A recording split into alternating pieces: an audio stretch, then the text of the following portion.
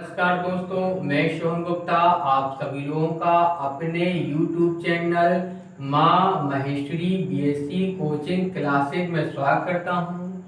आज के इस लेक्चर में हम आप लोगों को किसी भी आव्यूह का PAQ या किसी आव्यूह को PAQ के रूप में परिवर्तित करना बताएंगे कि हम किसी आव्यूह को PAQ के रूप में किस प्रकार परिवर्तित करते हैं तथा यहाँ पर PAQ में जो आव्यूह A होता है ये एक दिया हुआ आव्यूह है, लेकिन जब हम उसे PAQ के रूप में लिखते हैं तो यहाँ पर अपने किस रूप में होता है, प्रश्नमान रूप नॉर्मल फॉर्म के रूप में होता है। और इसके साथ ही हम किसी आव्यूह को PAQ के रूप में किस प्रकार परिवर्तित करते हैं ये बताएंगे। और ये P और Q जो दो आव्यूह होते हैं ये क्या होते हैं और किस प्रकार ये प्राप्त किए जाते हैं। ये दोनों क्या होते हैं, ये भी दो मैट्रिक्स होते हैं। A एक दिया गया मैट्रिक्स होता है, P और Q दो नए मैट्रिक्स होते हैं जिन्हें हम प्राप्त करते हैं। और जब किसी भी आव्यूह को इस रूप में चेंज करते हैं तो इस रूप में जो आव्यूह A होता है वो अपने नॉर्मल फॉर्म में होता है। तो आज के लेक्चर में जब किसी भी आव्यूह को PAQ के रूप में चेंज करना सीखेंगे तो उसके पहले थोड़ा सा हम डिफाइन करेंगे। हमने थोड़ा डिफाइन भी कर दिया है कि PAQ रूप होता क्या है। इसके पहले वाले लेक्चर में हम आप लोगों को किसी भी आव्यूह का प्रश्नमान रूप नॉर्मल फॉर्म क्या होता है इसे बता चुके हैं, और किसी भी आव्यूह को किस प्रकार हम उसके नॉर्मल फॉर्म में चेंज करते हैं एक एग्जाम्पल के द्वारा हमने चेंज करके भी बताया था। तथा किसी भी आव्यूह का कैनोनिकल रूप क्या होता है या उसका एशेलोन रूप क्या होता है, और किस प्रकार हम किसी मैट्रिक्स को उसके कैनोनिकल रूप या एशेलोन रूप में चेंज करते हैं ये भी हम बता चुके हैं। आज हम देखेंगे किस प्रकार हम किसी आव्यूह को PAQ के रूप में परिवर्तित करते हैं। थोड़ा सा हम PAQ को डिफाइन करें तो नॉर्मल सी बात है, हमें एक आव्यूह A दिया रहेगा, गिवन आव्यूह होगा, ये कितनी भी कोटि का हो सकता है तथा इसकी ये एक वर्ग सम मतलब इसकी जो कोटि होगी वो एक वर्ग कोटि के रूप में भी हो सकती है, अर्थात उसमें पंक्ति और स्तंभों की संख्या समान भी हो सकती है और समान नहीं हो सकती है। फिर हम जब किसी आव्यूह को PAQ के रूप में बदलते हैं या वो हमसे बदलने के लिए कहता है तो यहाँ पर दिया रहता है कि जहाँ आव्यूह A एक नॉर्मल रूप में है या प्रश्नमान आव्यूह है, अर्थात हमें किसी आव्यूह को जब इस रूप में बदलना है तो कहने का मतलब है हमें किसी आव्यूह को उसके प्रश्नमान रूप में बदलना है। जब प्रश्नमान रूप में बदलना है लेकिन इस रूप में लिखना है PAQ के रूप में। प्रश्नमान रूप में बदलना तो अलग होता है, आसानी से बदला जा सकता है, लेकिन ये P और Q क्या होते हैं ये कहाँ से आएंगे। तो P और Q में हमने क्या बताया, जब हम इसे प्रश्नमान रूप में बदलते हैं तो P और Q कहाँ से आएंगे वो अभी हम देखेंगे। लेकिन जो P और Q होते हैं दोनों भी क्या होते हैं, मैट्रिक्स होते हैं, आव्यूह होते हैं।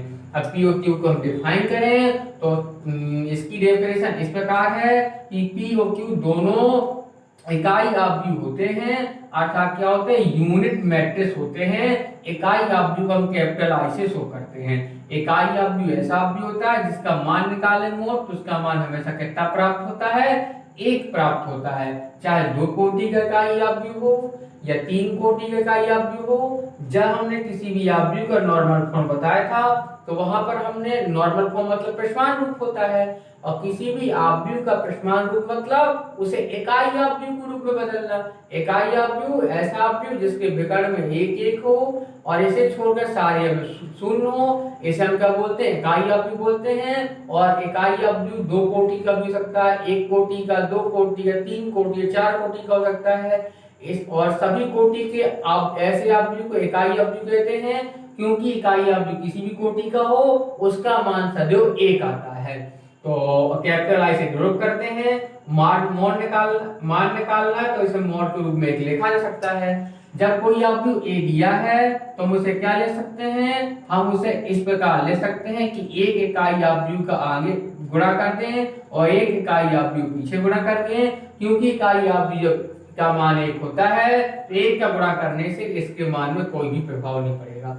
फिर हम इस आव्यूह को पृष्ठमान रूप में बदलेंगे। जब पृष्ठमान रूप में बदलेंगे तो इस आव्यूह में जितनी भी पंक्ति होंगी, हम जो आव्यूह आई है इसे हम क्या करेंगे, कितनी कोटि का मानना है, इसे इकाई आव्यूह तो लेना है, लेकिन इसकी कोटि क्या होगी, 2 कोटि का या 3 कोटि का। तो दिए गए आव्यूह में जितनी पंक्तियां हैं, यदि इसमें 3 पंक्ति हैं, तो हम जो पहले वाला इकाई आव्यूह है हम उसे 3 कोटि का इकाई आव्यूह लेंगे, अर्थात इसकी कोटि होगी दिए गए आव्यूह में पंक्तियों की संख्या।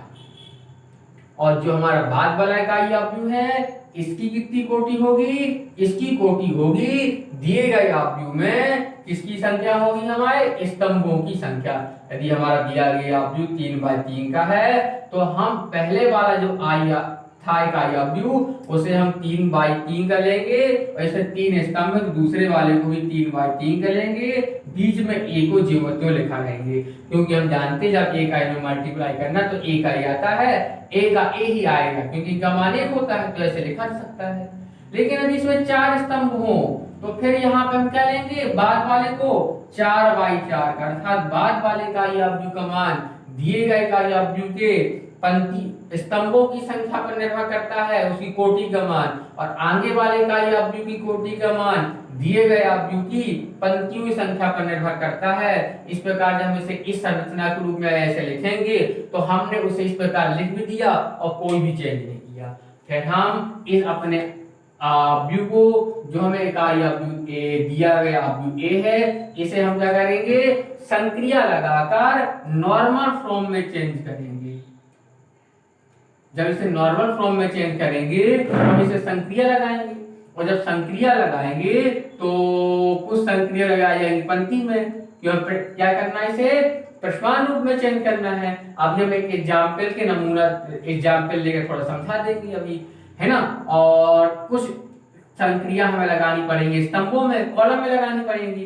तो जो संक्रिया इसे नॉर्मल फॉर्म बदलने के लिए इस पंक्ति में लगाई जाएंगी, वो सारी संक्रियाएं जो हमने पंक्ति बराबर इस इकाई आव्यूह को माना है, इस पहले वाले इकाई आव्यूह में लगाई जाएगी। यदि हमने यहाँ पे कोई संक्रिया लगाई r32-1, तो ये संक्रिया कहाँ लगाई हमने, दिए गए आव्यूह को पृष्ठमान आव्यूह बनाने के लिए, तो वो संक्रिया यहाँ भी लगाई जाएगी, जिससे इसका मान क्या होगा, इकाई आव्यूह के रूप में नहीं होगा, बल्कि थोड़ा सा इसका मान चेंज हो जाएगा, हमें कुछ नया आव्यूह प्राप्त होगा। उसी प्रकार यदि हमने यहाँ पर कोई संक्रिया लगा दी स्तंभ में, तो जो स्तंभ में संक्रिया लगाई जाएगी वो किस में लगाते जाएंगे, हम बाद वाले इकाई आव्यूह में, जिसकी कोटि किसके आधार पर ली गई थी, स्तंभों की संख्या आधार पर। फिर ऐसा करते करते जब हम यहाँ पर इकाई आव्यूह के रूप में बना लेंगे कैपिटल ए को नॉर्मल फॉर्म में चेंज कर लेंगे, तो सब जितनी भी संक्रिया यहाँ पर स्तंभ में पंक्ति में वहां पर लगाई गईंगी, वो सारी संक्रियाएं हम यहाँ पर क्रम से लगाते जाएंगे, जिससे अब ये इकाई आव्यूह नहीं रह जाएगा, बल्कि एक हमें नया आव्यूह प्राप्त हो जाएगा। उसी प्रकार ये भी इकाई आव्यूह नहीं रह जाएगा, एक नया आव्यूह प्राप्त होगा। और चूंकि आव्यूह ए क्या था, दिया गया आव्यूह, अब ये वाला पृष्ठमान रूप में बदल गया है, तो मतलब क्या बोलेंगे कि ये आव्यूह पृष्ठमान रूप में बदल चुका है। और जो आगे वाले पीछे वाले आव्यूह ने क्या नाम देते हैं, PAQ। इस प्रकार हमने किसी आव्यूह को PAQ के रूप में बदल लिया, क्योंकि अब इसके आगे से हल नहीं किया जा सकता, अब इसे चेंज नहीं कर सकते, तो जो रूप आएगा वो PAQ के रूप में माना जाएगा, और P होगा आगे वाला और Q होगा पीछे वाला, जिससे हम आव्यूह P और Q का मान निकाल लेंगे कि आव्यूह P बराबर कितना है और आव्यूह Q बराबर कितना है। तो ये थी पूरी प्रोसेस या मेथड। अब इसे थोड़ा एग्जाम्पल से समझे कैसा क्या। तो हमें कोई भी आव्यूह दिया गया है, यदि हमें एक आव्यूह दिया गया है और हमने माना कि हमें एक आव्यूह कैपिटल ए दिया है, और कैपिटल ए एक आव्यूह हमें है 1 2 3 4 5 6 2, अब हम यहाँ पर और ले लें -5 3, और यहाँ पे हमें दिया है 2 1 -2 शून्य दिया है। ये हमारा 3/4 का इकाई आव्यूह है। तब हमें इस आव्यूह को PAQ के रूप में बदलना है, तथा हमें P व Q के मान याद करने हैं। तो हम क्या करेंगे, इसके सॉल्व में दिए गए आव्यूह को किस प्रकार लिखेंगे, हम दिए गए आव्यूह को इस प्रकार लिख देंगे, i मतलब इकाई आव्यूह, और i का गुणा करने से इसके मान में कोई चेंज नहीं होगा। लेकिन इसमें 3 पंक्तियां हैं, तो हम इसकी जो पहला वाला होता है हमारा पंक्ति के निर्भर करता है, जिसे हम बोल देंगे पंक्ति अनुदिश इकाई आव्यूह, तो ये 3 कोटि का होगा। और चूंकि जो दूसरा वाला होता है जिसे हम बोलते हैं स्तंभ अनुदिश इकाई आव्यूह, तो इसमें 4 स्तंभ है, तो इसकी कोटि 4 होगी। फिर हम 3 कोटि का इकाई आव्यूह लिख लेंगे, तो मतलब इसके विकर्ण में एक एक करना है और सारे अगर 0 करना है, तो इस प्रकार हम इसे लिख लेंगे। ए से जो त्यों लिखा जाएगा, ए में कोई चेंज नहीं करेंगे। इसे हमें 4 कोटि का बनाना है, तो हमें इसे 4 कोटि का या मतलब विकर्ण में एक एक कर दो, सारे अब 0 0 कर दो। आसान है, कई बार हम बता चुके हैं, तो ये हो जाएगा। इसी को बोलते हैं इकाई आव्यूह। कितने कोटि का, 4 कोटि का। और जब कोई आव्यूह इस रूप में लिखा होता है, तो उसी हम बोलते हैं उस आव्यूह का प्रश्नमान रूप या फिर नॉर्मल रूप। अब आव्यूह 3 कोटि का, 4 कोटि कितनी कोटि का है, और जब हम किसी आव्यूह को नॉर्मल फॉर्म में बदलते हैं, तो ऐसा करने से क्या कंडीशन बनती है, पहले भी हम आप लोगों को बता चुके हैं। थोड़ा सा यदि हम और डिफाइन करें, यदि कोई आव्यूह हमें ए दिया गया है और हम किसी ए आव्यूह को किसमें बदले, इकाई आव्यूह एक प्रश्नमान रूप में बदले, तो इकाई आव्यूह होता है ऐसे। अब ऐसा भी हो सकता है कि यहाँ 3 कोटि का था, तो हमने इसे 3 कोटि के इकाई आव्यूह बदल दिया, आव्यूह होगा इकाई आव्यूह और ये रूप कहलाएगा उसका प्रश्नमान रूप। लेकिन ऐसा हो सकता है कि हम 3 कोटि का आव्यूह दिया था और हमने क्या किया, उसे जब उसे हमने बदला तो 2 कोटि का मिला, और ऐसे करने से इसकी एक पंक्ति 0 बन गई है। तो 2 कोटि का हो तो मतलब एक पंक्ति 0 हो गई, इसका एक स्तंभ भी क्या होगा, 0 होगा। जैसे इस प्रकार नोट करेंगे, मतलब उसे नॉर्मल रूप में बदलेंगे तो दिए गए आव्यूह जितनी भी कोटि होगी वो उतने ही कोटि के नॉर्मल रूप में बदल सकता है, या फिर कम कोटि के प्रश्नमान रूप में बदल सकता है। जब पहले 3 पंक्ति 3 स्तंभ थे, अब 2 कोटि मतलब 2 पंक्ति 2 स्तंभ बचे हैं, तो नॉर्मल सी बात है, एक स्तंभ एक पंक्ति क्या हो गया है, 0 हो गया है। जब 0 हो गया तो छोड़ सकते हैं, तो इस प्रकार से शो करते हैं। और यदि इसकी ऐसा है, इसमें कितने थे, 3 पंक्ति 2 पंक्ति और 3 स्तंभ थे। अब हमने से 2 पंक्ति 3 स्तंभ है, तो 3 कोटि का तो बना ही नहीं सकता, इसके एक स्तंभ को 0 करके 2 कोटि बनाया जा सकता है। ये 2 कोटि का बना है, तो एक स्तंभ 0 हो गया है, तो ऐसा शो कर देते हैं। और यदि एक पंक्ति 0 हो गई हो, तो ऐसे शो कर देते हैं। मतलब ये होता है किसी भी आव्यूह के नॉर्मल फॉर्म को प्रदर्शित करने का तरीका, जो हम पहले भी आप लोगों को बता चुके हैं। तो इस प्रकार हम जब अपने आव्यूह को इकाई नॉर्मल रूप में बदलेंगे, तो उतनी ही कोटि का नॉर्मल रूप मिल सकता है, या उससे कम कोटि का मिलेगा, कभी ज्यादा कोटि का नहीं मिलेगा। लेकिन यदि इसमें पंक्ति और कोटि की संख्या, पंक्ति और स्तंभों की संख्या बराबर नहीं है, तो हम जानते हैं हम इसकी एक पंक्ति को बढ़ा तो सकते नहीं है। अर्थात ये 4 कोटि मतलब क्या होता है, जब दोनों चीज 4 4 हो, तो ये कभी भी 4 कोटि के नॉर्मल रूप में बदल नहीं सकता, 3 कोटि बदल सकता है। और इसकी एक पंक्ति एक का एक स्तंभ क्या हो सकता है, यदि इसका एक स्तंभ पूरा 0 हो जाए, तो 0 है तो उसे छोड़ा जा सकता है, क्योंकि पूरा स्तंभ भी 0 है। और ऐसी कंडीशन में जब इसकी पूरी पंक्ति स्तंभ 0 होता है, तो इसका मान कितना प्राप्त होता है, 0 प्राप्त होता है। तब आगे इसे हल करने के लिए, कोई मान निकालने के लिए हम इसका क्या ले लेते हैं, इसका उपाव्यूह। और जब उपाव्यूह लेंगे तो इसकी एक स्तंभ को 0 वालों छोड़ देंगे और 3 कोटि का क्या ले लेंगे, इसका उपाव्यूह। तो वही चीज है, क्या स्तंभ को 0 छोड़ दो, या फिर इसका मान 0 है तो उसे छोड़कर इसका क्या लेने पर, उपाव्यूह लेने पर। और जब इसे बदलेंगे तो ये 4 कोटि का नॉर्मल रूप में नहीं बदलेगा, 3 कोटि वाले बदलेगा। या ऐसा हो सकता है कि इसकी एक स्तंभ 2 पंक्तियां 0 बन जाएं और ये 2 कोटि वाले बनेगा। अब हमें नहीं पता, हम तो जानते जो प्रोसेस होती है इकाई आव्यूह बनाने की, इसमें क्या लगाते हैं, संक्रिया लगाते हैं। कुछ संक्रिया पंक्ति में लगाई जाएंगी और कुछ स्तंभ में लगाई जाएंगी, तो वो संक्रिया लगाकर इसे नॉर्मल रूप में बदलेंगे। और हम आप लोगों को पहले लेक्चर में इसे किसी भी अवयव को नॉर्मल रूप में बदलना बता चुके हैं। यदि आप लोगों से बनता है तो अच्छी बात है, नहीं बनता है तो आप पहले वाले लेक्चर के द्वारा किसी भी अवयव को नॉर्मल रूप में बदलना सीख सकते हैं। तो उसी प्रकार संक्रिया द्वारा जैसे बदला जाएगा हम उसे इसे बदलेंगे और यहाँ पे क्या लगाते जाएंगे, इसमें संक्रिया लगाकर ऐसे उसे नॉर्मल रूप में बदलेंगे कि कितनी कोटि का कैसा नॉर्मल रूप प्राप्त हो रहा है। लेकिन हमें इसमें क्या करना है, PAQ के रूप में बदलना है। तो जितनी संक्रिया पंक्ति में लगाई जाएंगी उतनी सारी संक्रिया इस आप पहले वाले अवयव जिसे हम बोलते हैं पंक्ति तुल्य का अवयव इसमें लगाते जाएंगे। और जब इसमें लगाएंगे तो इससे कुछ नहीं बोलेंगे, अपने वो उसी रूप में लिखा रहेगा जिस रूप में चल रहा है। और यहाँ पर हम क्या करेंगे, जो A है दिया गया अवयव तो उसका मान रखकर उसे A का E लिखते जाएंगे। अब हमने यहाँ पर कुछ संख्या लगाई तो नॉर्मल सी बात है, अब वो इस रूप में नहीं रह जाएगा, वो उसका एक नया रूप परिवर्तित होगा। और जितनी भी स्तंभ में संक्रिया लगा रहे हैं यहाँ पर वो सारी इसमें लगाते जाएंगे। जब इसमें कोई संक्रिया स्तंभ में लगाएंगे तो इसमें कुछ नहीं बोलेंगे, अर्थात एक बार में कोई संक्रिया हम स्तंभ में लगाएंगे या फिर पंक्ति में लगाएंगे। जब पंक्ति वाले यहाँ लगाएंगे तो इसमें कोई परिवर्तन नहीं होगा, और जब स्तंभ वाला इसमें लगाएंगे तो इसमें कोई परिवर्तन नहीं होगा। और जब हमारा इकाई अवयव बन जाएगा, शायद ये हमारा 3 कोटि क्या मिला, इकाई अवयव ऐसे, और इसकी एक पंक्ति क्या हो गई, 0 हो गई। तो यहाँ पर भी हमें क्या मिलेंगे, 2 नए अवयव प्राप्त होंगे। और जब इसे PAQ के रूप में लिखना है तो ये अवयव P कहलाएगा, ये अवयव Q कहलाएगा।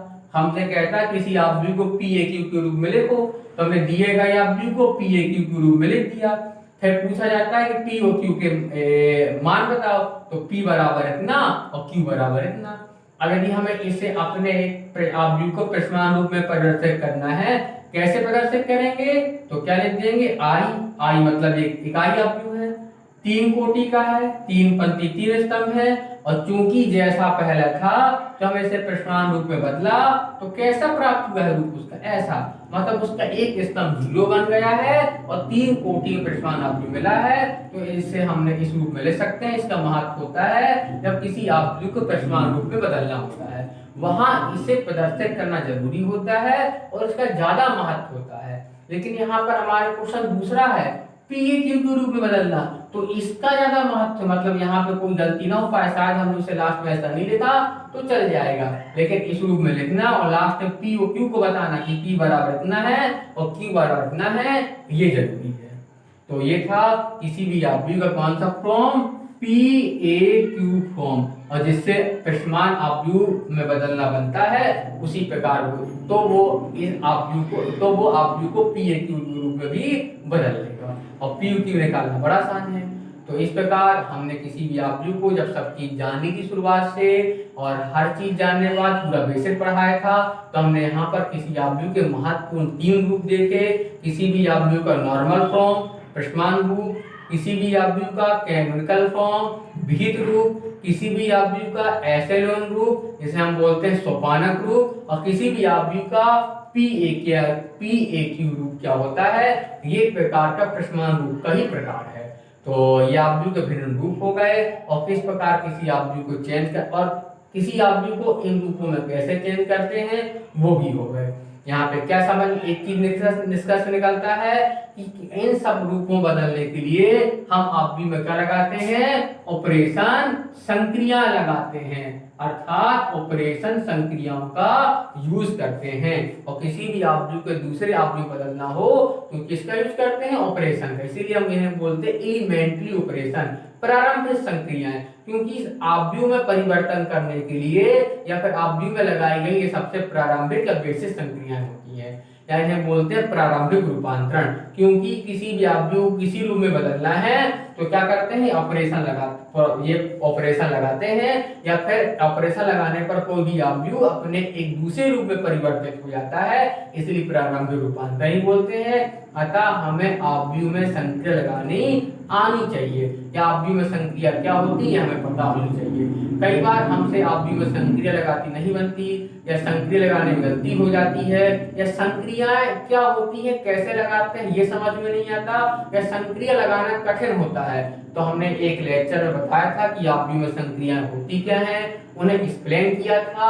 फिर किस प्रकार आव्यूह में संक्रिया लगाते हैं वो हमने बताया था, और ये बताया था कि आव्यूह में संक्रिया लगाना कुछ नया नहीं होता, केवल एक प्रकार से क्या होती है, विलोपन विधि होती है ना। विलोपन विधि होती है, यदि हमसे ये कठिन लग रहा है, थोड़ा सा विलोपन विधि प्रैक्टिस कर ली जाए, या विलोपन विधि के द्वारा इसे समझें तो आसानी से समझ भी आ जाएगा और हम आसानी संक्रिया लगा भी लेंगे।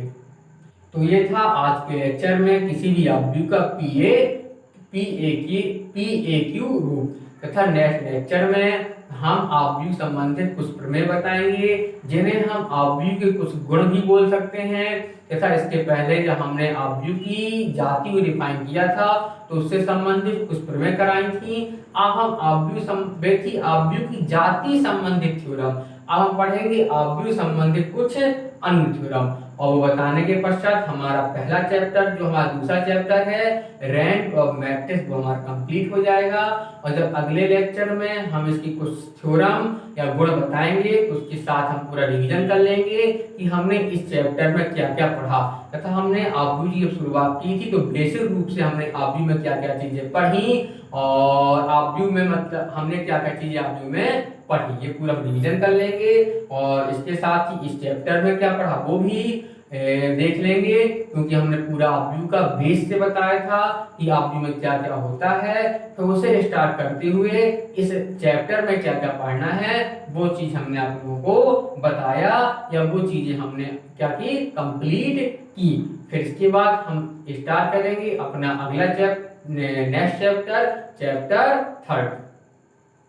तो आज के लेक्चर में बस इतना ही, इसके बाद मिलते हैं आप लोगों से नेक्स्ट लेक्चर में। तब तक के लिए नमस्ते, जय हिंद।